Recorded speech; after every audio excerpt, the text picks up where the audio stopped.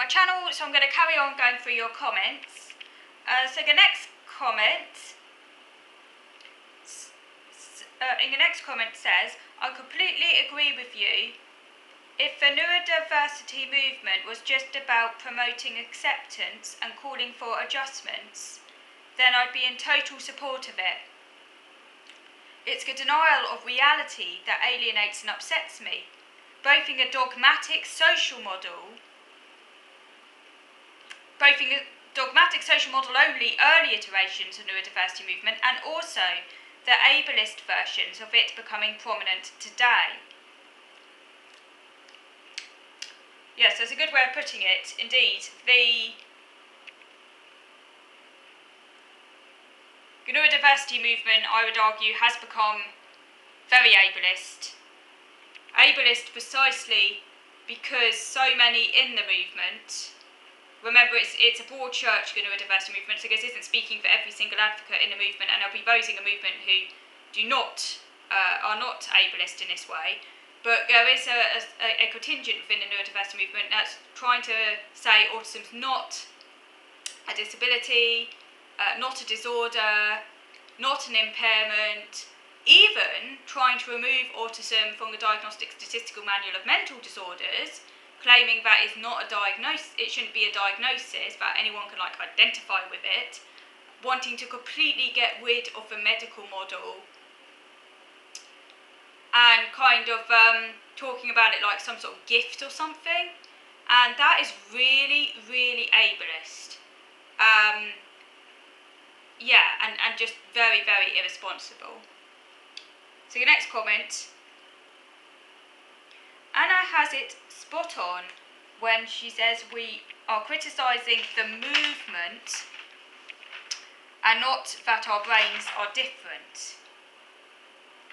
Because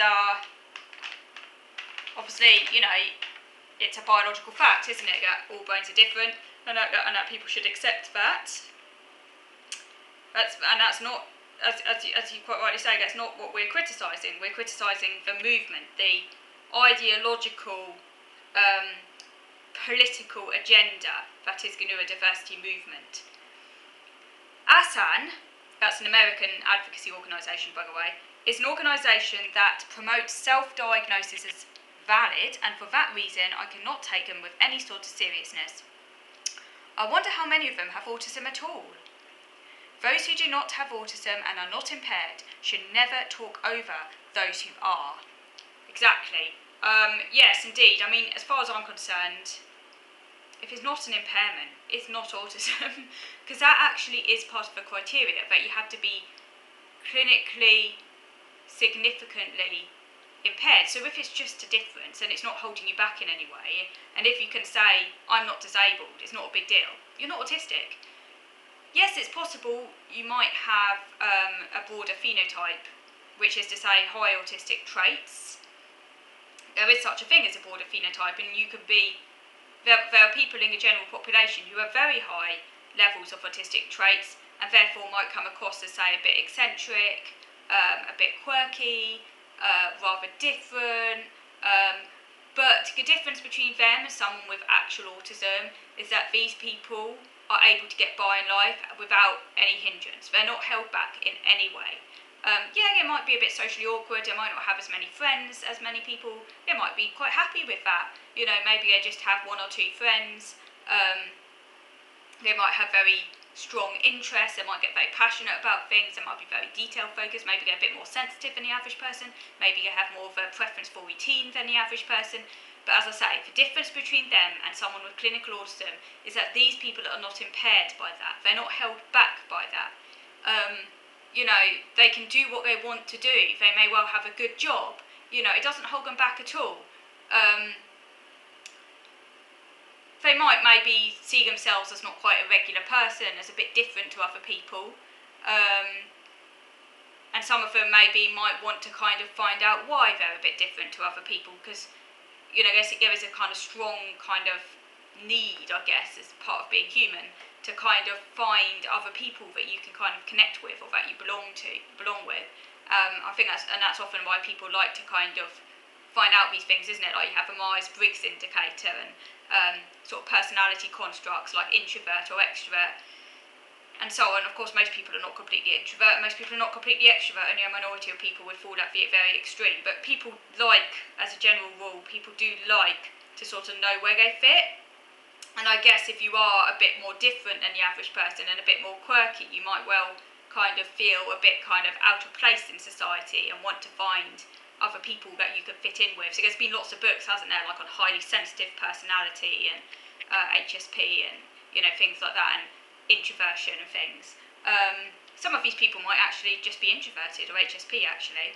There's a lot of overlap with very high autistic traits and being, obviously, don't get me wrong, autism is not the same as introversion, and of course, not all autistic people are introverted, don't get me wrong, but there probably is some correlation between people who are very, very, very introverted and having high levels of autistic traits.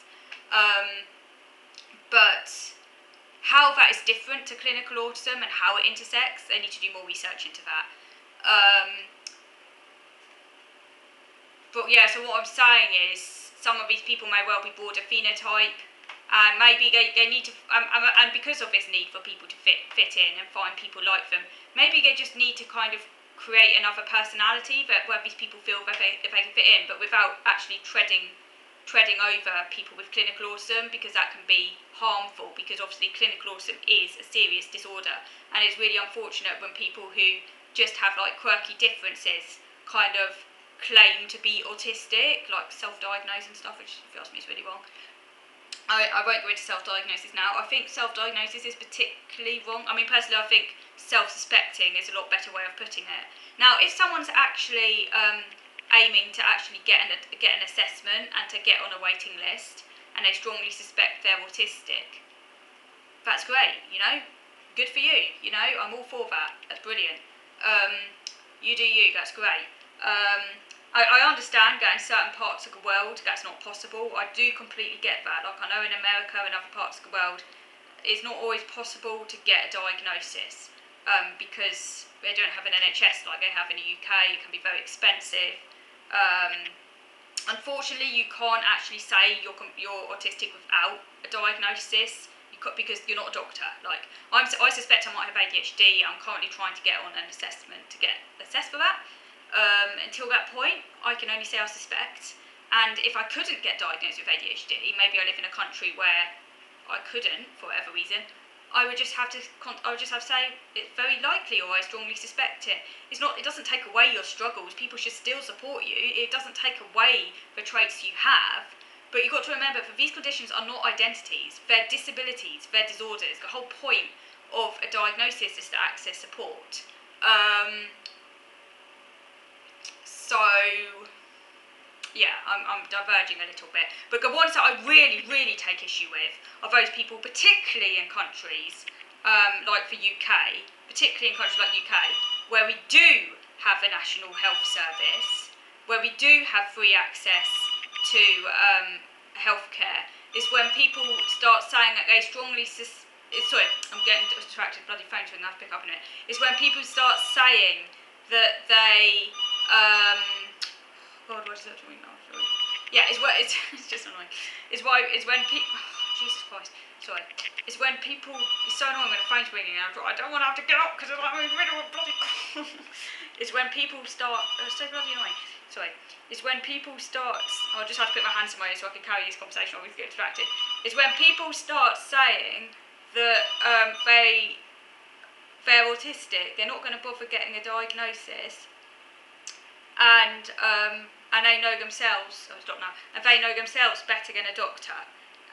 You know, so they end up like self-diagnosing essentially, without any intention whatsoever of getting it verified in a country like the UK. I'm not talking about America right now because that's a different issue. And you know, I think and I'm not. And obviously things are a bit messy in the US, and I get it's very difficult because people can't get a diagnosis easily over there. I'm talking specifically about the UK. People who self-diagnose in the UK, where we do have a national health service, and they can go and get an assessment, but they say, I'm not going to bother because it's not really affecting me, I'm not disabled, and what use would an assessment do anyway? Well, they've said it all, they're not autistic. As far as I'm concerned, if you can say that, you're not impaired, you're not autistic. But anyway, that's a different discussion. Okay. So I'm going to move over to video number 2 now, to carry on going over your comments. So moving over to video number 2. Thank you for watching. Video number 2 now.